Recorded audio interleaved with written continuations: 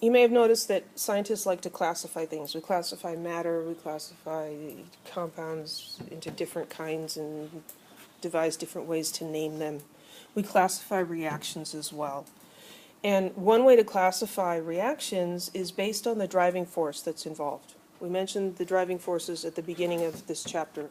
Formation of a solid, formation of water, transfer of electrons, or formation of a gas. So we can look at the equations, the chemical reactions, and identify which one of these driving forces is involved and classify the reactions that way. So a precipitation reaction involves the formation of a solid. And we've talked about these. In fact, this is the same example that we learned earlier. Here we have an ionic solution and another ionic solution, and when we mix those, we get a solid that forms. Formation of a solid. That solid is called a precipitate because it falls out of solution, kind of like snow or rain. We're very thankful for the precipitation we got last night, right? We got some rain finally. Precipitation reaction. And then the other product is going to be a soluble ionic compound. So this is a precipitation reaction. This sort of reaction is also called a double displacement reaction or a double replacement reaction. Remember we talked about in chemistry land how the metals are guys and the nonmetals are girls, and how this was two couples going to a party and swapping partners. Well, that's double displacement or double replacement. And so if we just use letters to represent the different ions, we've got guy A coming in with girl B and guy C coming in with girl D, and they're going to swap partners. So A is going to leave with D and C is going to leave with B. And that's the general pattern of a precipitation reaction, a formation of a solid reaction. We can also classify reactions as acid-base reactions, and this is based on the driving force of formation of water. We have an acid reacting with a base, we get salt and water. The net ionic equation is always the same. Hydrogen ions from the acid, hydroxide ions from the base, giving water as the product. So here's a specific example using the molecular equation, hydrochloric acid, potassium hydroxide, giving water and potassium chloride. This is not a precipitation reaction. There's no solid form. Water is formed, and that's the driving force of the reaction. Acid-base reactions are also called neutralization reactions because the acid and the base are neutralized in the process. And this is another example of a double replacement or double displacement reaction. Here we're identifying the acid as a hydrogen ion and some anion, and here's the base,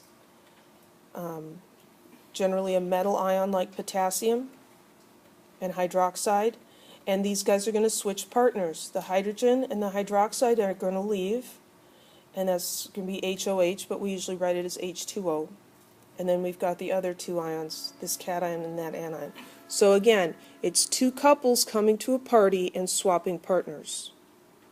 If you can remember that big idea, then it's much easier to predict products of these reactions, because you just have to identify, okay, here's the guy and the girl in the first couple, the cation and the anion. Here's the guy and the girl in the second one, the cation and the anion. Let's just switch the partners and write their formulas, then balance the equation. Oxidation-reduction reactions, which we just learned about this morning, the driving force there is transfer of electrons. So here's an example. We have a metal reacting with a nonmetal. And that's how, we're staying very, very much on the surface of this type of reaction. If you see a metal with a nonmetal forming a compound, that is an oxidation-reduction reaction. This does not resemble the other two types of reactions we were talking about. Formation of a solid, a precipitation reaction. You may say, yeah, but there's an S there. A solid was made. Well, yes, that's true, but there's no swapping of partners here. This is metal and nonmetal getting together for the first time. Okay, they didn't come in with a partner. There's no swapping. Okay, so that's transfer of electrons. Formation of a gas. These are generally going to be oxidation-reduction reactions. The example here is we've got zinc and hydrochloric acid, and that's going to react to form hydrogen gas and zinc chloride. And it's helpful to look at this picture down here.